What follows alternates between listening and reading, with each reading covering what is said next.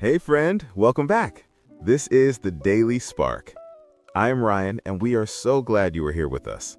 Yes, welcome. I'm Mia, and let's learn something fun today. Although I have to admit something right away. Uh-oh, what happened this morning? Well, I am currently on my third cup of coffee.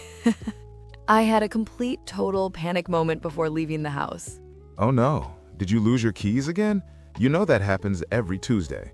Worse, I couldn't find my phone and I was already running late. I was running around the house like a crazy person. I even checked the refrigerator. The refrigerator? That is classic panic behavior right there. I know, my chest felt tight and I was sweating. My brain just completely shut down. That is the absolute worst feeling. Your body just goes into survival mode. Your brain stops working properly, doesn't it? Exactly. And the best part, after 10 minutes of terror, the phone was in my jacket pocket the entire time. Of course it was. It always is. But you know, that sudden stress, it is so real. It really is. And honestly, learning English can feel exactly like that sometimes. You forget a simple word and suddenly you just freeze up. Your palms sweat and you panic. Right. We often think dealing with that stress is really hard. We think we need deep meditation to fix it.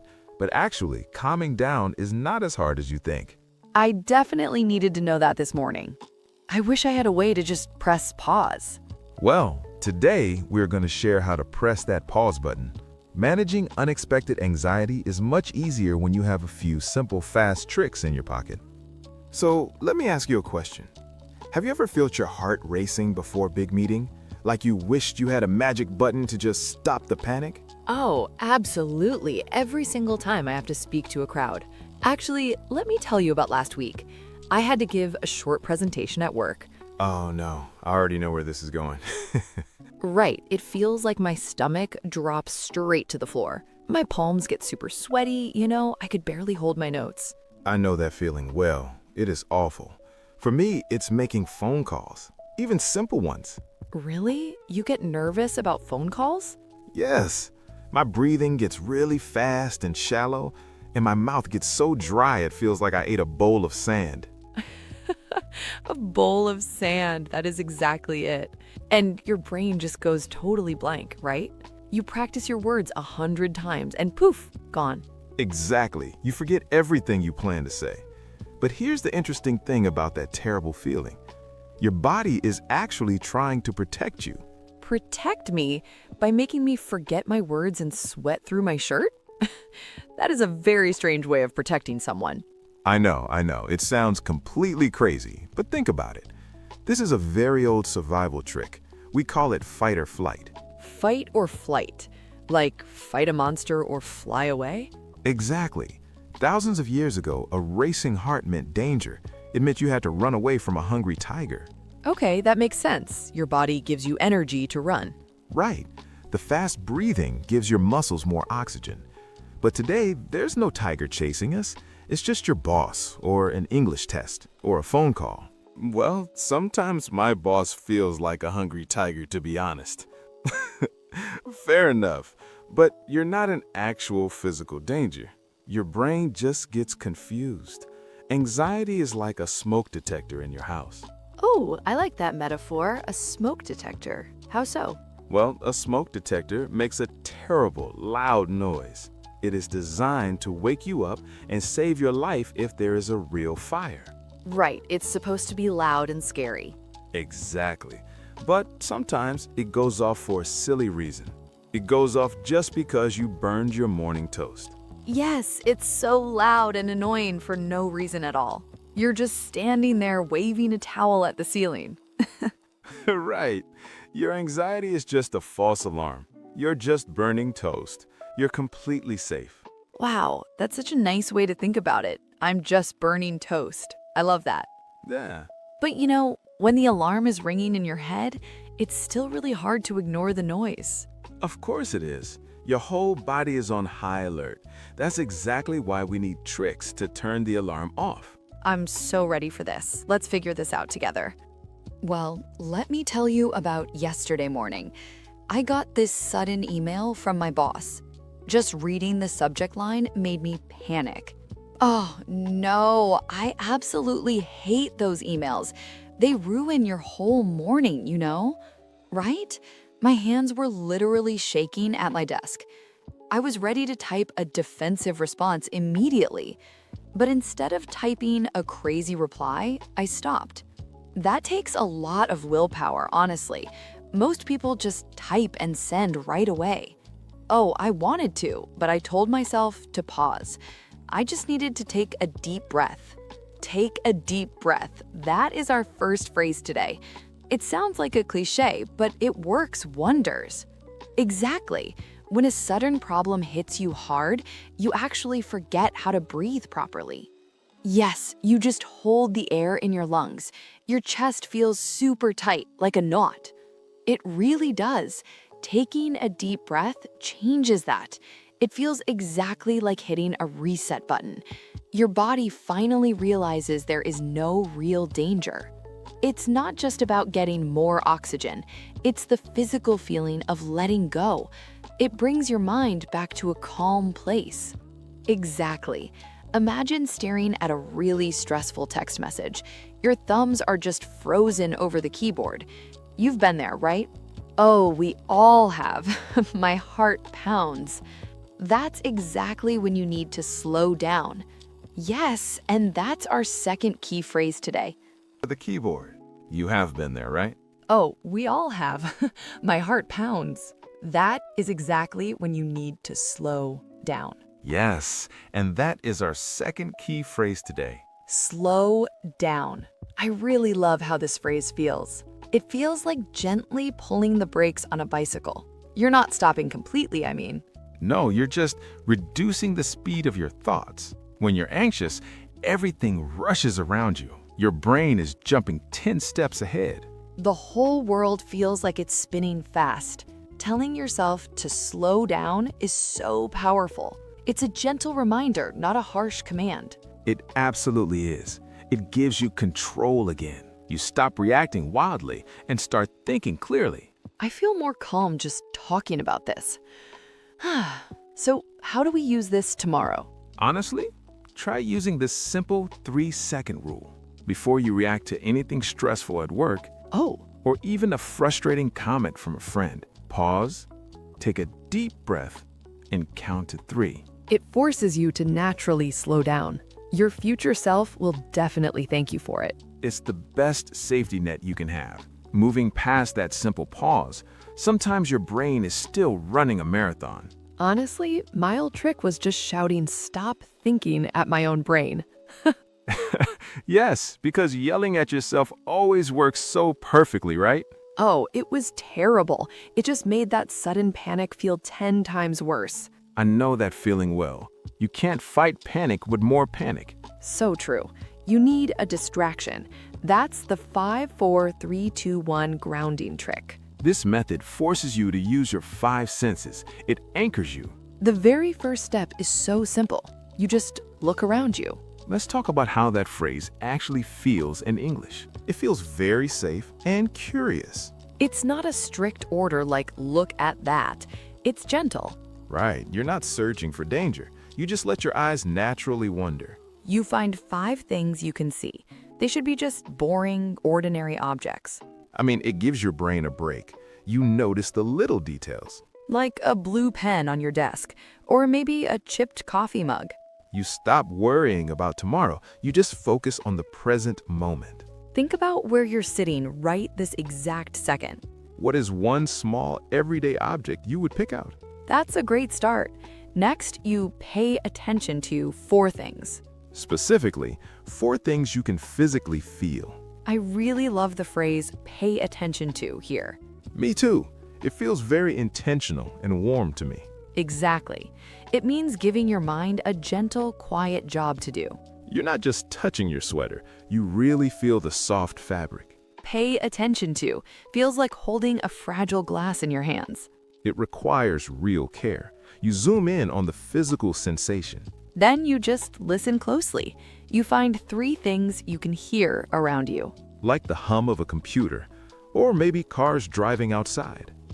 Then 2 things you can smell and 1 thing you can taste. It completely breaks the cycle of worry. You're back in reality. It works like magic, honestly.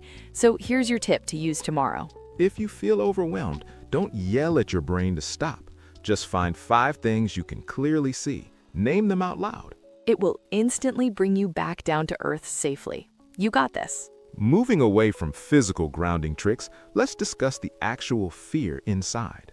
Yes, sometimes your body screams danger, but you're sitting safely at home. Honestly, I always say you should fight that false alarm with everything you have. See, I disagree completely.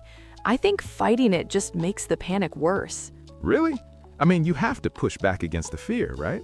I prefer saying you should just let the awful feeling wash over you safely. Well, listeners, what do you think? Should you fight anxiety or accept it? Think about that for a second.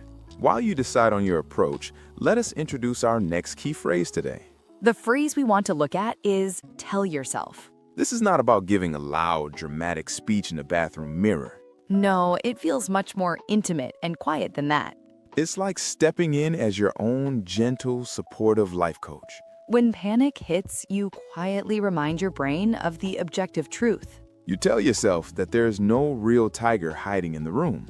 You just need to breathe through that uncomfortable, intense spike of pure fear. Then you can simply focus on the actual facts of your current situation. That is exactly how you slowly return your body to a calm state. That perfectly leads us to another helpful key phrase today. The phrase is, it will pass. Anxiety always feels incredibly permanent in the heat of the moment, you know? Like you'll be trapped in that terrible, heavy feeling forever without escape. But saying it will pass completely changes the emotional weight of the situation. It feels like watching a dark, scary storm cloud finally move away. You are contrasting the present panic with a deep sense of future relief. You remind your tired brain that the bad feeling has an expiration date. An expiration date. I absolutely love that specific description. It's so true, though.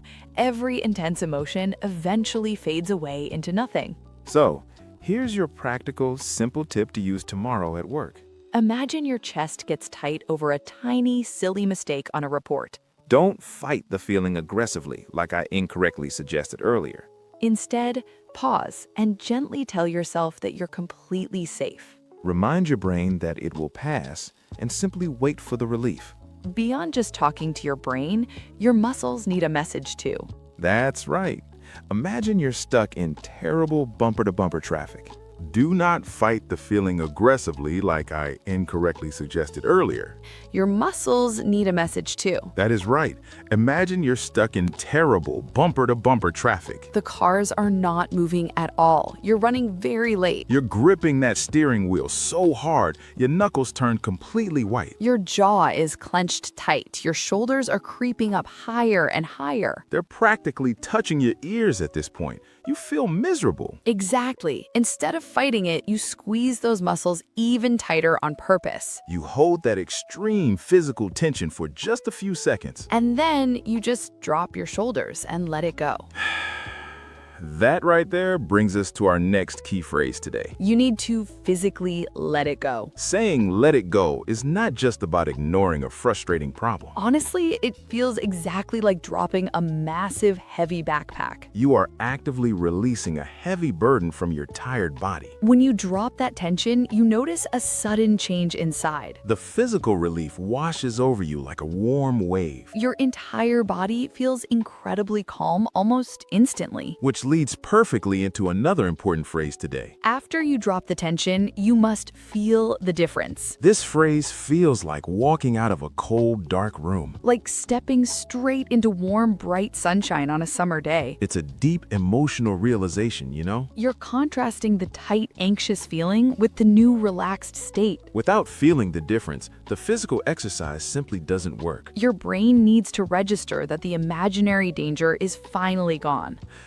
I do this when I get super frustrated at my computer. Oh, I totally get that. Technology drives me absolutely crazy sometimes. I squeeze my hands into tight fists right under my desk. I scrunch up my toes inside my shoes when I'm annoyed. Then we just let it go and completely feel the difference. I dare you to try this tomorrow during your daily routine. Maybe while you're waiting in a long line for morning coffee. Tense your shoulders up, release them quickly, and just feel the difference. So, your practical use it tomorrow tip is super simple and effective. Pick one specific muscle group that gets tight when you stress out.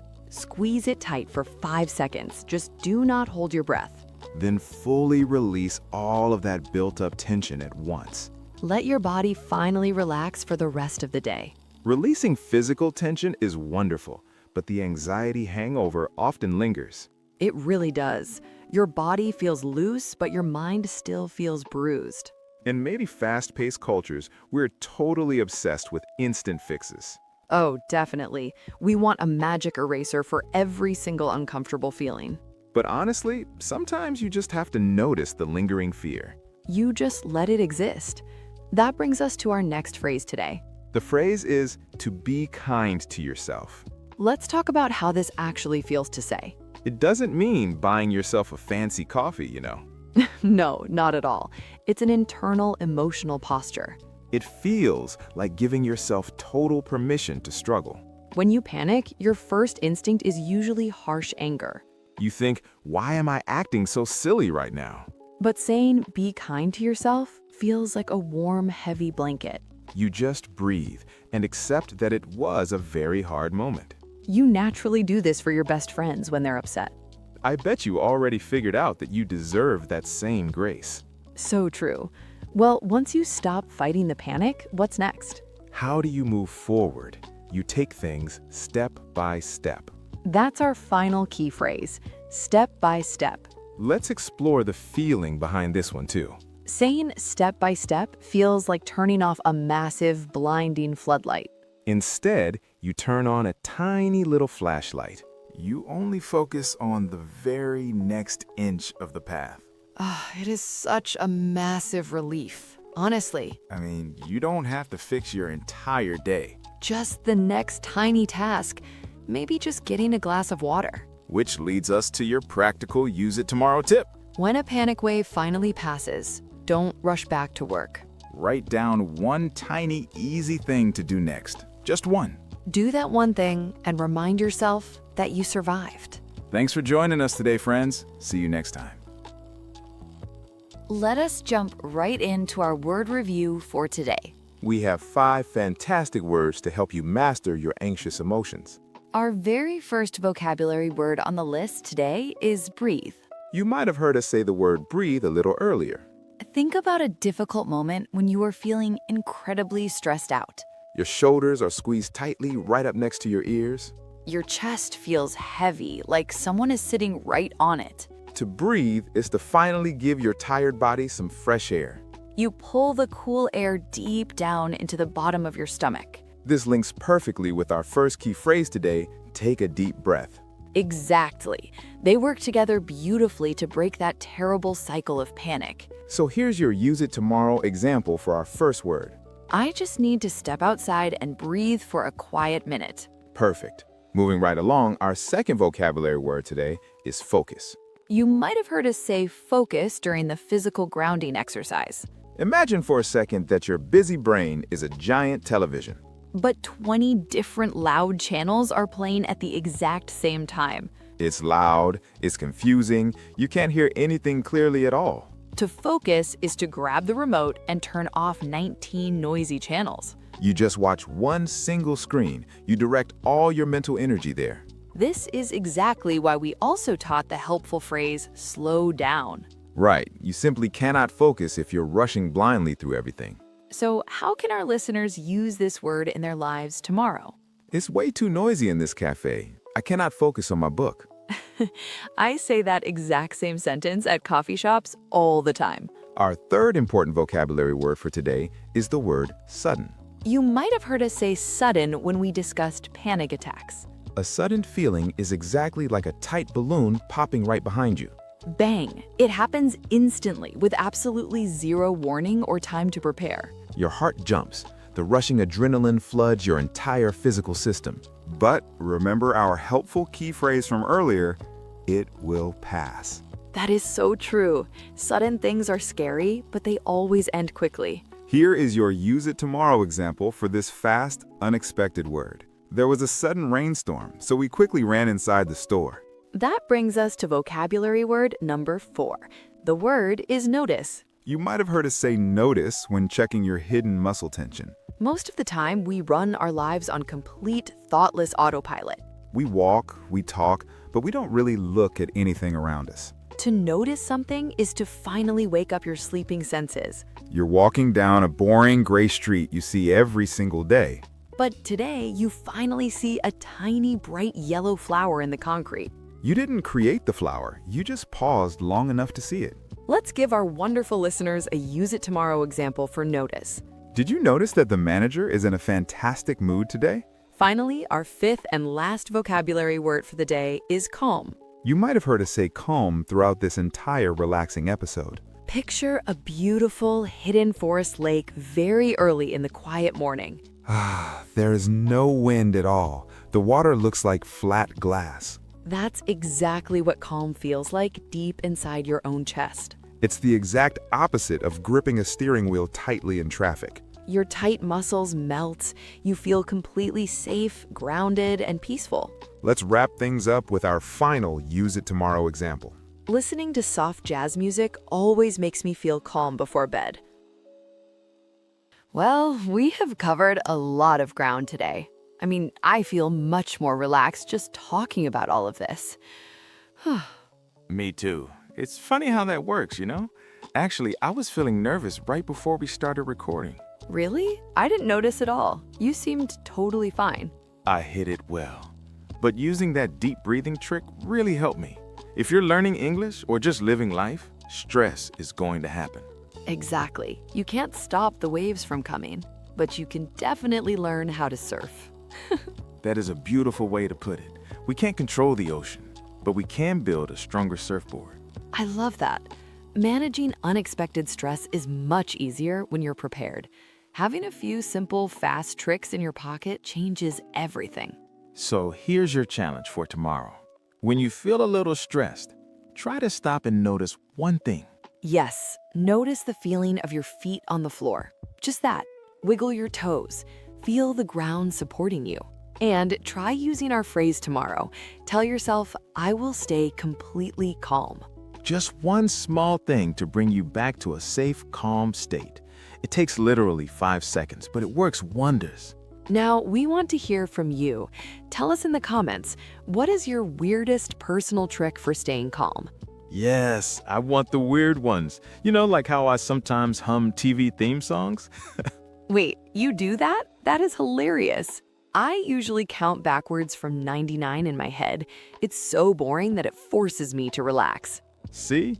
Everyone has something. I can't wait to read those comments. Our listeners always have the best ideas. They really do. So what are we talking about next time? Next time, imagine you're at a really loud party. The music is booming, you're holding a drink trying to look friendly. At all. Oh, I hate when that happens. It is so embarrassing. Do you fake a laugh? Do you ask them to repeat it over the loud music? We will show you exactly how to handle awkward social moments in English. It is going to be super helpful. You won't want to miss it. This has been the Daily Spark Radio. See you next time.